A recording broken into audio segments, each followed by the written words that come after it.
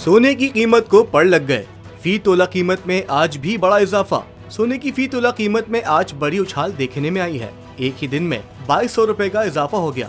All Pakistan James and jewellers association के मुताबिक सोने की फी तोला कीमत में इजाफे का ये मुसलसल दूसरा दिन है। गुज़िश्ता रोज 2500 रुपए का इजाफा देखने में आया था। बुध के रोज सोने की फी तोला कीमत में 1600 रुपए की कमी रिकॉर्ड की गई थी, जिसके बाद 2 दिनों में 4700 रुपए का इजाफा देखने में आया है। All Pakistan James and jewellers association के मुताबिक हालिया इजाफे के बाद सोने की फी तोला कीमत 3,06,200 रुपए हो गई है। दूसरी जानिब आलमी मार्केट में $20 इजाफे के बाद सोने की फी औंस की कीमत $2,933 तक पहुंच गई है।